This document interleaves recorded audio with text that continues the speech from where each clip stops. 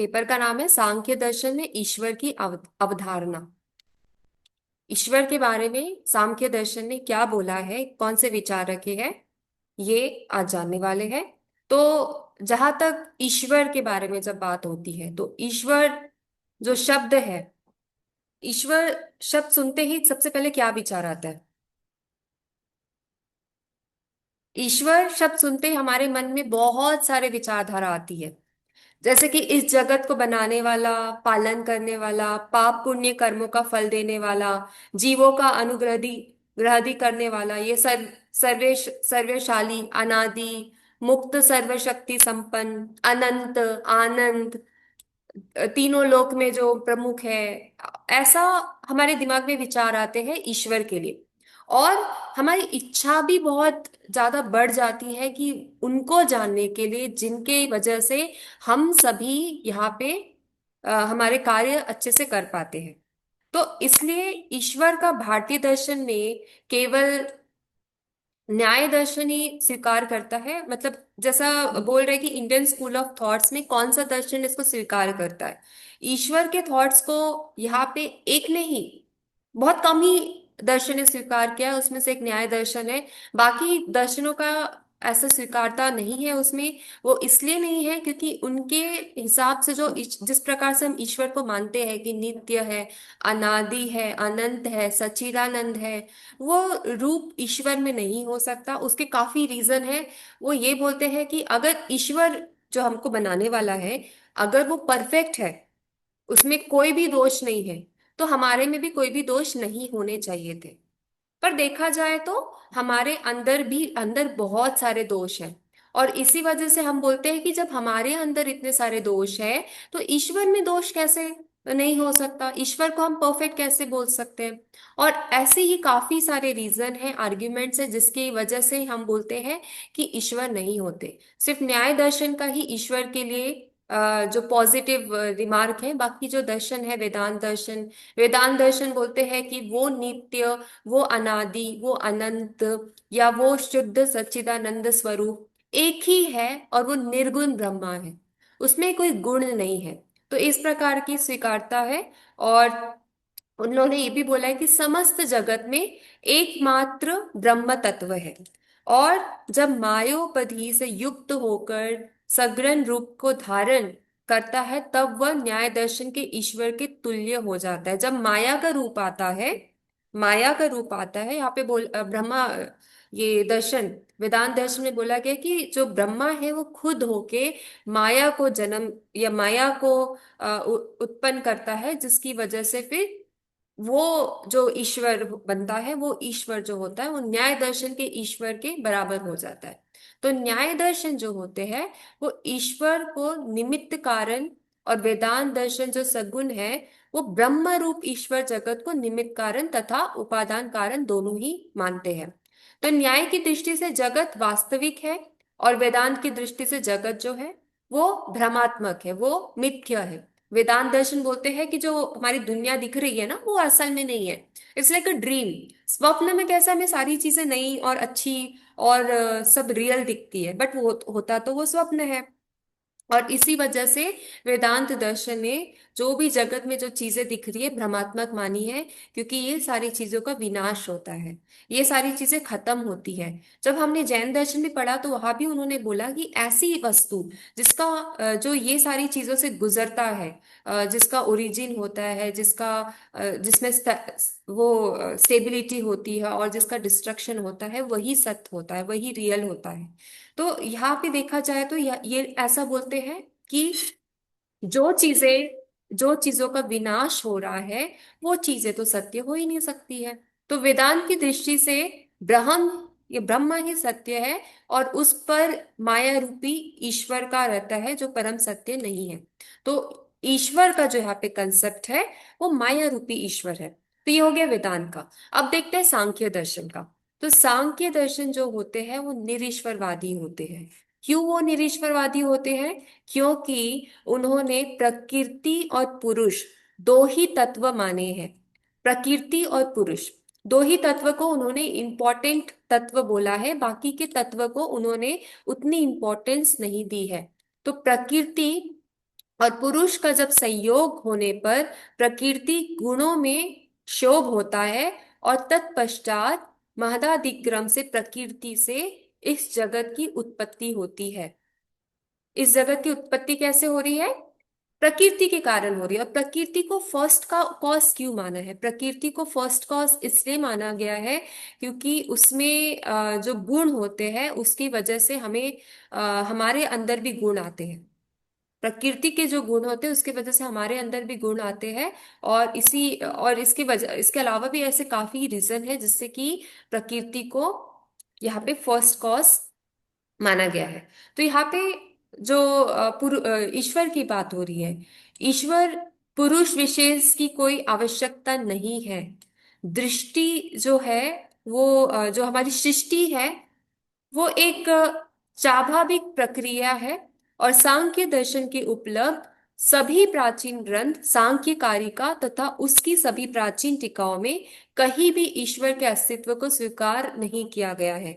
गौड़पद भाष्य में भी सृष्टिकर्ता ईश्वर के अस्तित्व का खंडन अवश्य मिलता है। तो सांख्य दर्शन का हमको जब इसमें विचार रखना है तो हम रख सकते हैं आराम से कि सांख्य दर्शन क्या है। सांख्य दर्शन ने ईश्वर को माना है या नहीं माना है? नहीं माना है तो क्यों नहीं माना है? ईश्वर को नहीं माना है तो उन्होंने किसको ये सृष्टि का रचयिता माना है? तो यहाँ पे पुरुष और प्रकृति के वजह से ही सृष्टि का रचिता होता है। तो सांख्य कारिका की प्रसिद्ध टीका युक्ति दीपिका से भी ये स्पष्ट शब्दों में प्रकृति की प्रवृत्ति में ईश्वर प्रेरणा का निषेध किया गया है।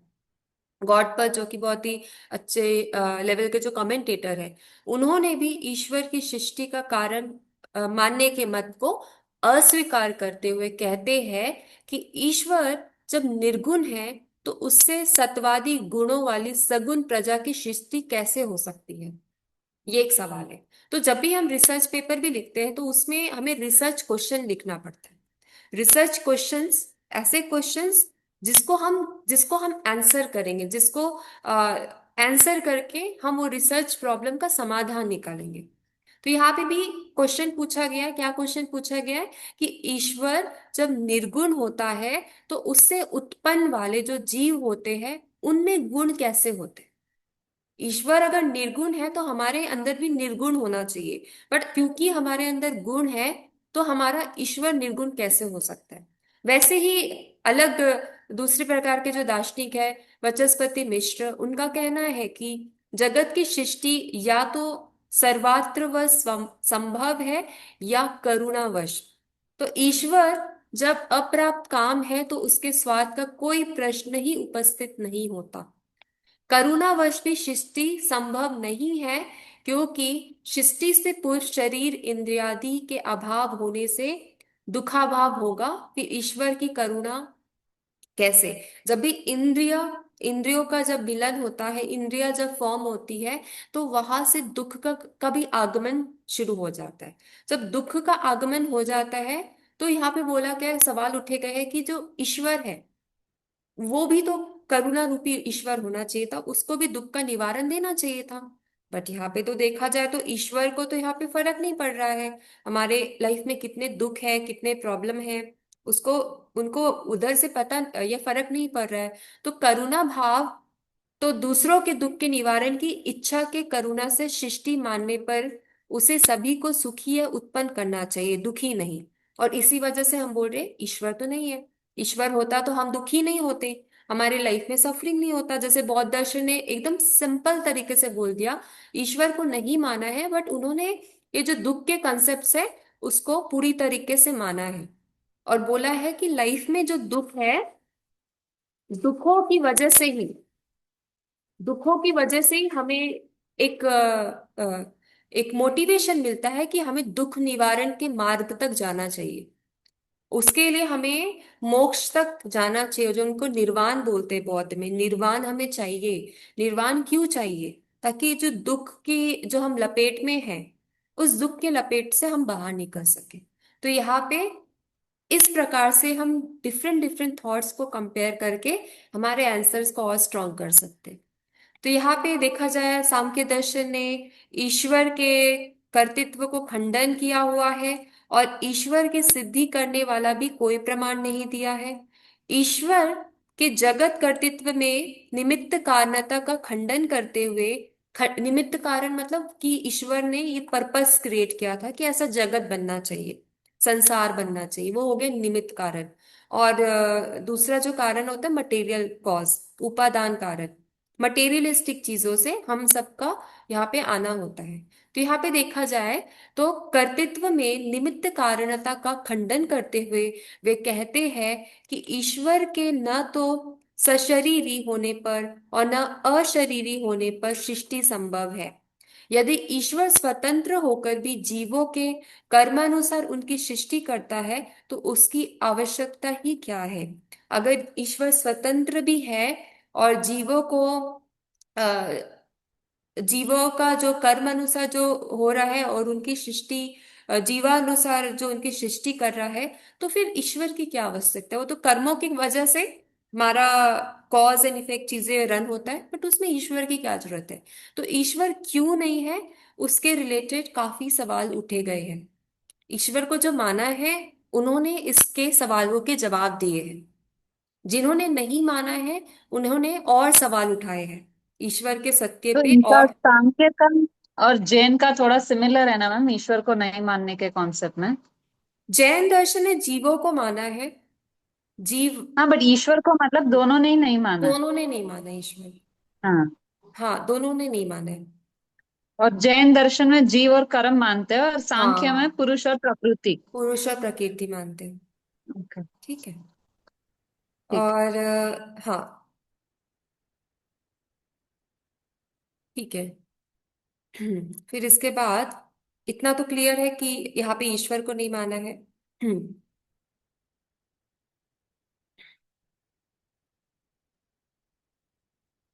उसके बाद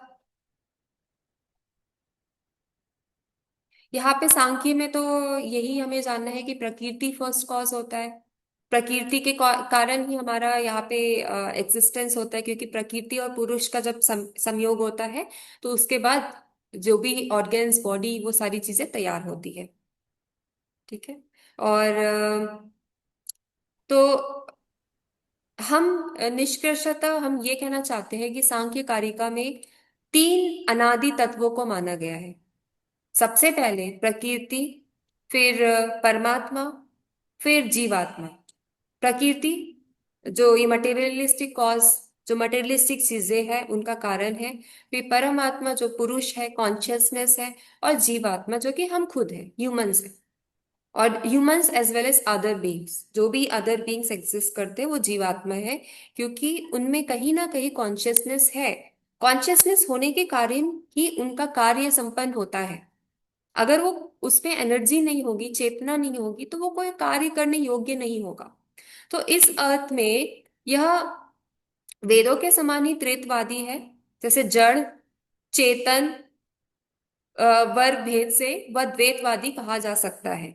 और सांख्यकारी का भी ईश्वर हाँ, तो सांख्यकारी का भी यही मत है कि निरीश्वर, निरीश्वर ही हो सकता है, क्योंकि ईश्वर के जैसे हम अगर उसको विभाजन करेंगे तो वो पॉसिबल नहीं है। तो ये यहाँ पे कंक्लूजन निकलता है।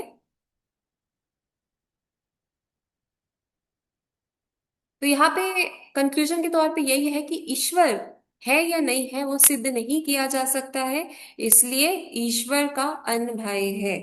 वस्तुतः परवर्ती काल में चार्वाक को छोड़कर जब बौद्ध, जैन तथा मीमांसा जैसे मूलतः अनीश्वरवादी दर्शन भी किसी न किसी रूप में ईश्वरवादी बन गए, तो सांख्य का निरीश्वरवादी स्वरूप को स्वीकार करना उचित नहीं है। यह ऐसा बोला गया कि अगर बाकी दर्शन भी, जैसे चार्वाक है, जैन है, मीमांसा है, अगर उन्होंने भी ईश्वर को एक्सेप्ट अगर कर लिया, इन केस अगर आगे की जनरेशन, आगे की थिंकर्स ऐसे कोई आर्ग्यूमेंट्स कर दे जिसमें ईश्वर का सत्य पूरी तरीके से पूर्ण हो जाए, तो उसके बाद हम यहाँ पे जो सांख्य दर्शन ने बोला है उसको भी हम नकार सकते हैं। पर देखा जाए तो इनका आर्ग्यूमेंट बहुत स्ट्रांग है, क्योंकि बाकी के दर्शनों ने भी ईश्वर को नहीं माना है, जीव को माना है, चेतना को माना है। पर देखा जाए तो ईश्वर जैसा रूप जो कि अनादि है, अनंत है, ऐसे रूप को उन्होंने नहीं माना है। तो इनका ईश्वर वैसा नहीं है जैसा कि आस्तिक तथा ईश्वरवादी दर्शन ईश्वर का स्वरूप निर्धारित करते हैं, पर इन्हें शेषेश्वर मानते हैं। और आपत्ति करना अनुचित, पर उन्हें शेषेश्वर मानने में तो इनके ये जो ऑथर है इनका ही व्यू पॉइंट है कि जो ईश्वर है उनको अगर नहीं मान रहे हैं तो इसलिए नहीं मान रहे क्योंकि बाकी दर्शनों ने भी उसमें कोई प्लस पॉइंट नहीं दिया है। ठीक है, तो यहाँ से हमें बस इतना समझ आता है कि जो सांख्य दर्शन है उन्होंने ईश्वर को नहीं माना है। ईश्वर को नहीं मानने के कारण है उसके, क्योंकि वो ऐसा ईश्वर को नहीं एक्सेप्ट कर सकते जिसमें गुण गुण ना हो, निर्गुण हो। क्योंकि वो बोलते हैं कि हमारे अंदर तो इतने सारे गुण हैं, तो ईश्वर के अंदर गुण ना हो ऐसा कैसे हो सकता है। इसलिए उन्होंने ईश्वर को यहाँ पे नहीं माना है। यहाँ पे ईश्वर का खंडन किया गया है सांख्य दर्शन में। ठीक है, और कल भी वेदांत का भी पढ़े थे उन्होंने, जो हमने देखा भक्ति वेदांत में ये देखा कि ईश्वर का थोड़ा सा रूप दिया गया है। बाकी जो है विशिष्ट अद्वैत वेदांत, या तो देखा जाए तो अद्वैत वेदांत में ईश्वर जैसी जो ईश्वर जैसी कल्पना है वैसी नहीं की गई है। ठीक है, तो ये हो गया सांख्य दर्शन का। अभी थोड़ा सा जैन दर्शन का भी देख लेते हैं। ठीक है मैम। ठीक है, मैंने आपको जो नोट्स भेजे थे आपने देखे वो सब? थोड़े देखे मैम, बट इतना पढ़ा नहीं, जैन और बोध का नहीं पढ़ा, बाकी तीन देखे थे। ठीक है, ठीक है, तो इसमें मैं जहाँ मैंने अंडरलाइन कर रखा है वहीं पे चलते डायरेक्ट। बट आई फील बाकी नोट से बेटर आपके स्लाइड्स थे मैम, बहुत स्पेसिफिक और क्लियर था, बस वो पॉइंट्स लेके उनको हाँ एक्सपैंड करना। हाँ, मतलब दे वर मतलब very actually slides precise. Important होते हैं, बट क्या होता है ना, स्लाइड्स पढ़ने से हमारे कंसेप्ट क्लियर होते हैं बट हमारे विचार नहीं बढ़ते हैं। अगर हमें हाँ, नहीं वो विचारों, एग्जाम पॉइंट ऑफ व्यू से पढ़ना जरूरी है, बट रिवीजन के लिए वो स्लाइड्स सफिशिएंट आई फील, वो उतना पढ़ ले तो फिर हम पढ़ा हाँ हुआ रहेगा तो रिवीजन के मन लिए से फिर उसको बराबर है। एक्सपैंड करके लिख सकते हैं।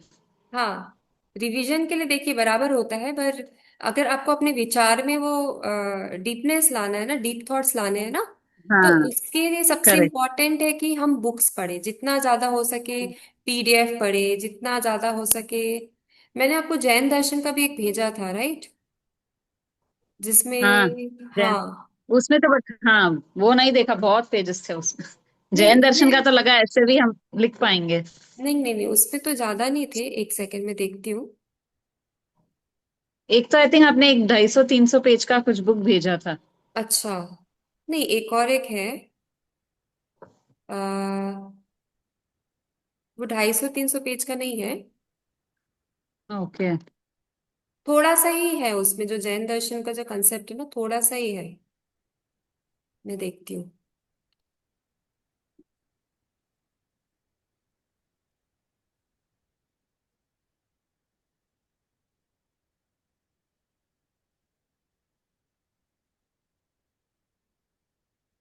इसलिए मैंने वो सारे नोट्स भेज दिए। बाद में तो आपको क्या बोलते हैं, एक बार कंसेप्ट समझ आएगा तो, बट फिर वही होता है, क्वेश्चन ये आता है कि इसमें आगे क्या लिखे, कंसेप्ट तो क्लियर हो गया।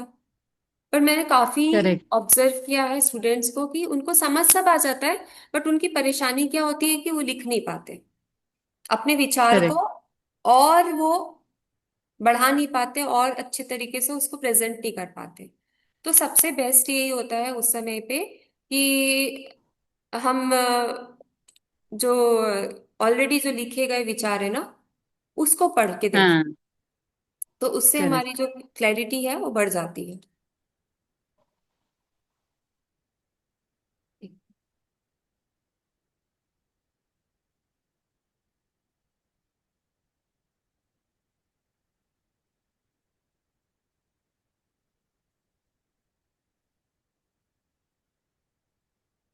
आप कुछ देख रहे हो क्या? अच्छा अच्छा, पेज नंबर 83 मैंने बोला था आपको, वो जैन दर्शन का।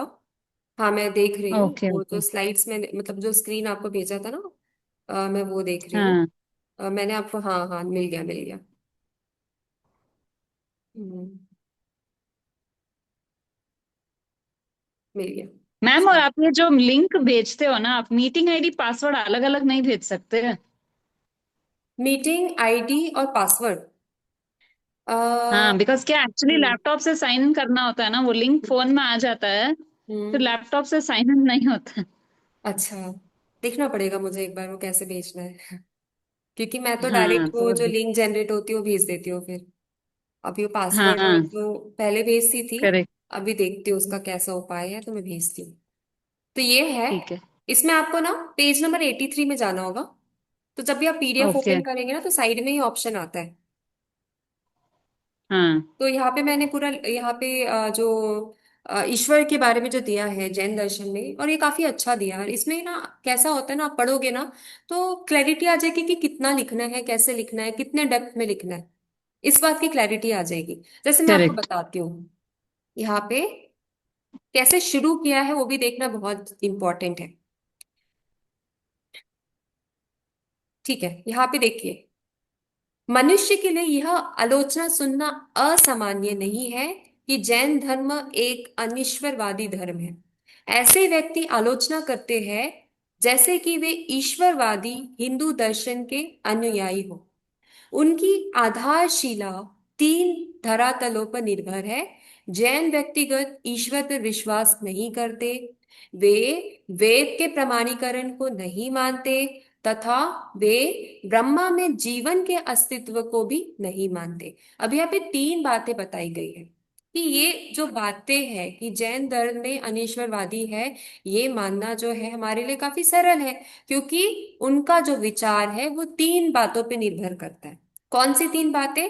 पहला तो कि वो ईश्वर पर विश्वास नहीं करते, व्यक्तिगत ईश्वर पे, मतलब पर्सनल, पर्सनल गॉड, पर्सनल। या जो ह्यूमन फॉर्म में जो गॉड होता है, ह्यूमन फॉर्म। व्यक्तिगत जो हाँ। ईश्वर है ना, उस पे विश्वास नहीं करते। दूसरा जो है वेद के प्रमाणीकरण को नहीं मानते। तीसरा जो है ब्रह्मा में जीवन के अस्तित्व को भी नहीं मानते। जैसे वेदांत में क्या बोला कि ब्रह्मा में ही हम सब जीव, ब्रह्मा। ब्रह्मा में ही हम सब जीव है, वहां से ही हम आते हैं और हम अपने कार्य को करके मोक्ष की प्राप्ति करते हैं। मोक्ष जैसे उत्पन्न होता है वो वैसे हम ब्रह्मा में लीन हो जाते हैं। ये ऐसे कंसेप्ट को यहाँ पे नहीं माना है। तो ये लिखना बहुत आसान है। क्यों नहीं माना है? ये तीन विचारों की वजह से नहीं माना है। ये तीन विचार लिखा। उसके बाद बता सकते हो, यह स्वीकार करना चाहिए कि जैन वेद की प्रामाणिकता को नहीं मानते, ईश्वर की प्रामाणिकता को नहीं मानते हैं क्योंकि तीर्थंकरों की शिक्षाएं वैदिक प्रकार के क्रियाकांडों का विरोध करती है। जो जो तीर्थंकर रहे हैं उन्होंने वैदिक शिक्षा को उतना इम्पोर्टेंस नहीं दिया है। और सबसे इम्पोर्टेंट बात, यज्ञ, यज्ञ से देवताओं को संतुष्ट कर अपने कार्य करवा लेना, ये बातों को भी उन्होंने निरोध किया है। कि अभी क्या होता है वेदों में, या यज्ञ को बहुत महत्वपूर्ण मानते हैं। ये भी बोलते हैं कि यज्ञ करके आप अपनी जीवन को सुधार सकते हैं। कैसे सुधार सकते हैं? आपने यज्ञ किया, अपने अपने देवता को प्रसन्न किया, और आपके जो देवता है वो आपकी जिंदगी में कोई भी दुख है, कोई भी दर्द है, तो उसको वो हटा देंगे। तो इस प्रकार की जो अवधारणा है, इस प्रकार के जो विचार है, इसका यहाँ पे खंडन किया गया है। जैन पुनर्जन्म तथा मृत्यु के बाद के जीवन को स्वीकार करते हैं। नास्तिक शब्द भिन्न रूप में व्याख्यात किया गया है। तो आपको क्या समझाना पड़ेगा कि नास्तिक अगर जैन दर्शन को बोला है तो वो किस वजह से नास्तिक बोला गया है, ये बताना पड़ेगा। क्योंकि वो वेदों की प्रमुखता को नहीं स्वीकारते हैं, इस वजह से माना गया है। तो ये बताना काफी इंपॉर्टेंट है। फिर जैसे यहाँ पे कुछ कंपैरिजन दिया गया है। पाणिनि सूत्र अस्ति नास्ति दृष्टि ममति की व्याख्याता इस प्रकार की गई है कि जो मृत्यु के बाद परलोक या जीवन स्वीकार नहीं करते हैं वे नास्तिक है। अभी यहाँ पे देखिए, नास्तिक का कंसेप्ट थोड़ा सा अलग है। पाणिनि सूत्र में नास्तिक का कंसेप्ट थोड़ा सा अलग है कि मृत्यु के बाद जो परलोक को स्वीकार नहीं करते वे नास्तिक है। तो यहाँ पे जब आप लिख रहे हैं कि जैन दर्शन अगर नास्तिक है तो क्यों है, नास्तिक की क्या क्या परिभाषा है, कौन से दर्शन ने नास्तिक को किस प्रकार से डिफाइन किया है, वो लिखना पड़ेगा। अब यहाँ पे लिखा है न्याय कोश के अनुसार नास्तिक वह व्यक्ति है जो ईश्वर के अस्तित्व को स्वीकार नहीं करता है। अब यहाँ पे न्याय का कंसेप्ट आया, तो यहाँ पे देख सकते हैं पहले पाणिनि पाणिनि का कंसेप्ट आया, फिर न्याय का आया, फिर मनु का आया। मनु कहते हैं कि जो वेद की निंदा करता है वो नास्तिक है। तीन कंसेप्ट दिख गए नास्तिक के। पहला क्या कंसेप्ट है कि जो मृत्यु के बाद परलोक को स्वीकार नहीं करते वो है नास्तिक। दूसरा क्या हो गया, जो ईश्वर को नहीं मानते वो है नास्तिक। तीसरा क्या हो गया, जो वेद की निंदा करते हैं वो है नास्तिक। तो इंडियन फिलोसफी में इस प्रकार के डेफिनेशन दिए गए हैं नास्तिक को समझाने के लिए। तो एग्जाम में अगर लिखना है तो नास्तिक की परिभाषा लिखनी पड़ेगी, और कौन से दर्शन ने नास्तिक के बारे में क्या लिखा है वो भी लिखना है। तो वेदों की प्रामाणिकता को स्वीकार करना अनीश्वरवाद के विचार में प्रविष्ट नहीं होता है। नास्तिक व्युत्पत्ति तथा रिवाज के अनुसार मूल रूप में निषेधात्मक विचार है तथा इसका अस्तित्व विधेयात्मक आस्तिक विश्वास का विरोध करना है। तो नास्तिक क्या होता है, आस्तिक के जो विचार है उसका विरोध करना नास्तिक होता है। ईश्वरवाद यानी कि आस्तिकवाद वह विश्वास है कि जगत में समस्त सत्ताएं जिनको हम अपनी इंद्रियों से जानते हैं तथा अपनी कल्पना और तर्क से जिनका अनुमान लगाते हैं, वे अपने उद्गम तथा अस्तित्व की निरंतरता के लिए अनिश्चित रचनात्मक तथा कारण मूलक कार्यों पर निर्भर है। ठीक है? तो हम जिस चीज को इंद्रियों से जानते हैं, जिस चीजों से हम कल्पना करते हैं और तर्क लगाते हैं, अनुमान लगाते हैं, तो उस चीजों के उद्गम तथा अस्तित्व की परिभाषा में हम ऐसी कोई एनर्जी को मान लेते हैं, ऐसी ईश्वरवादी सोच रखते हैं कि ईश्वर है जिसकी वजह से ये सारी चीजें कंट्रोल में रहती है और ऑपरेट होती है। तो ये विचारों को आस्तिकवादी या ईश्वरवादी कहा गया है। अब जैन दर्शन पे ही यहाँ पे बोला गया है कि जैन धर्म इस बात को नहीं मानता है कि लोक की रचना ईश्वर या देवताओं के द्वारा की गई है। ठीक है, लोक और किसी के द्वारा रचा हुआ नहीं है। यह रूपों और पहलुओं के स्थिरता और विनाश का विषय है।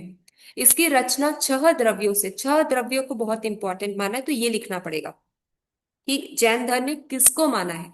छह द्रव्य, कौन से छह द्रव्यों को माना है उन्होंने। जीव, आकाश, हम्म। धर्म, अधर्म, हम्म। पुद्गल, काल।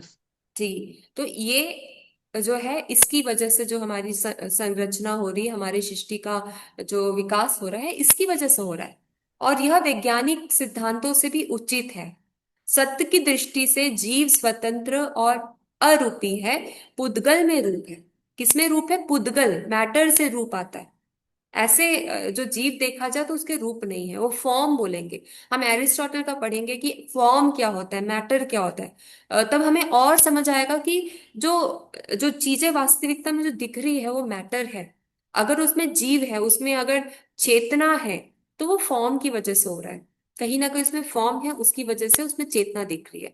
तो लोक इन द्रव्यों का मेल है। जीव का लक्षण चेतना है, उद्गल में चेतना नहीं है।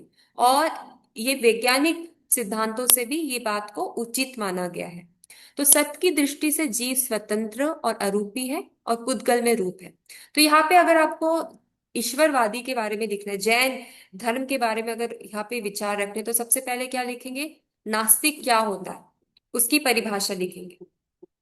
और क्योंकि ये सारे जो परिभाषा है नास्तिक का, इसमें जैन धर्म ये सारे जो उसके थॉट्स है इसको नहीं मानते, इसलिए उसको नास्तिक धर्म में माना गया है।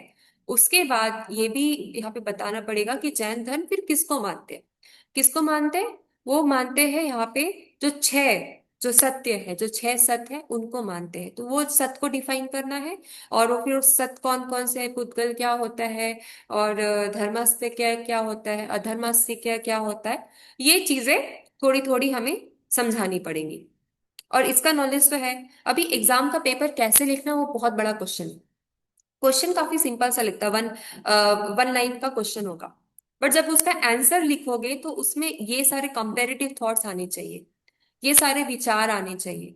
जैसे यहाँ भी आपने देखा कि सिर्फ जैन धर्म का नहीं, सांख्य दर्शन का भी बताया गया इसमें। जो बाकी जो पाणिनि ने क्या बोला है वो भी वेदांत। बताया गया। वेदांत ने क्या बोला है वो भी बताया गया।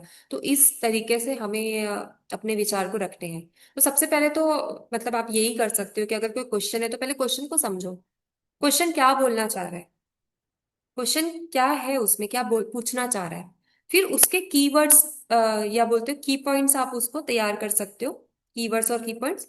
और फिर उसके बाद उसको आप अपनी आंसर शीट में पेंसिल से लिख सकते हो साइड में कि ये पॉइंट्स आपको कवर करने हैं। ठीक है। और उसके बाद फिर उस पर लिखना शुरू कीजिए। इससे आपके जो विचार है ना उसमें काफी सारी चीजें आप लिख सकते हो। फिर आपको ऐसा नहीं लिखेगा लगेगा कि अब तो मैंने लिख दिया, अब और आगे क्या लिखे, इस प्रकार के सोच नहीं आएंगे। तो इसलिए जो यहाँ पे देखा जाए तो कोई भी पेपर उठा के देख लो उसमें कंपैरेटिव थॉट्स आते ही हैं। ठीक है। तो और थोड़ा सा इसमें एक पैराग्राफ पढ़ लेते हैं फिर खत्म करते हैं। तो जैनों का ईश्वर का विचार शुद्ध जीव है, जिसमें कि अनंत दर्शन, अनंत ज्ञान, अनंत सुख और अनंत वीर्य है। ये गुण आत्मा में स्वयं छिपे हुए हैं, किंतु वे या तो नष्ट हो गए हैं या चार प्रकार कर्मों से ढके हुए हैं। चार प्रकार के कर्म हैं: दर्शनावरण, ज्ञानावरण, मोहनीय और अंतराय। पूर्ण दर्शन प्रथम प्रकार के कर्मों के विनाश से प्राप्त किया जा सकता है, जबकि पूर्ण ज्ञान दूसरों प्रकार के कर्मों के नाश से प्राप्त किया जा सकता है। अनंत सुख और अनंत वीर्य शेष दो प्रकार के कर्मों के नाश से प्राप्त किया जा सकता है। तो यहाँ पे कर्म के बारे में भी थोड़ा बताया गया है। कर्म हमारा नेक्स्ट मॉड्यूल में रहेगा। तो कर्म की जब हम कोई व्याख्यान पढ़ेंगे तो ये सारी चीजें भी क्लियर हो जाएंगी। फिर जैन दार्शनिक इस प्रकार की आत्माओं को अरहत कहते हैं। ये तो आपको पता होगा कि अरहत कहते हैं। ईश्वर भी प्रचलित शब्द है। सर्वज्ञ, वीतराग, परमात्मा, जिन इत्यादि भी कहते हैं। ठीक है, ईश्वर नहीं मान रहे बट ये जो शब्द यहाँ पे दिख रहे हो, अरहत, परमात्मा, जिन, ये सबको उन्होंने एक्सेप्ट किया है। मूलतः वह समस्त कषायों और राग का विजेता है। ये बहुत इंपॉर्टेंट है। जीन क्या होता है? जो भी राग द्वेष है उसका जो विजयता है, उसको जिन्होंने कॉन्क्योर कर लिया है, वो है इनका जो सत्य जो है, जो ईश्वर के समान है, वो जिन कहलाता है। भले वो ईश्वर का जो डेफिनेशन जो लिया गया है आस्तिक दर्शन में, उस हिसाब से वो ईश्वर को नहीं मानते। बट अगर वो ईश्वर की तुलना करते तो वो इस परमात्मा, इस विजेता को वो मानते हैं, जो कि तीर्थंकर भी कहलाते हैं। तीर्थंकर इसलिए कहलाते हैं क्योंकि वो हमें मार्ग दिखाते हैं। उन्होंने ये सारे दुख को समझा है, पीड़ा को समझा है, उससे उन्होंने मुक्ति पाई है। अब वो चाहते हैं कि हमें भी इन जो भी दुख है वहां से हमें निकाला जाए। ठीक है। तो तीर्थंकर का क्या कंसेप्ट होता है, क्या आप बता सकते हैं? तीर्थंकर जो होते हैं कैसे होते हैं, क्या होते हैं? जिसने राग द्वेष को जीत लिया है। जी, तो वो तीर्थंकर है। वो हमें यही बताते हैं कि हमारे भूख प्यास भय द्वेष ये सब से हमको मुक्ति पानी है। ठीक है, तो ये आप पढ़ लीजिएगा। यहाँ पे काफी विचार में दिया गया है, काफी मतलब डीप में दिया गया है ये थॉट। अरहत या ईश्वर लिखा गया है यहाँ पे। ठीक है। तो ईश्वर अगर ये मान रहे हैं तो अरहत को मान रहे हैं।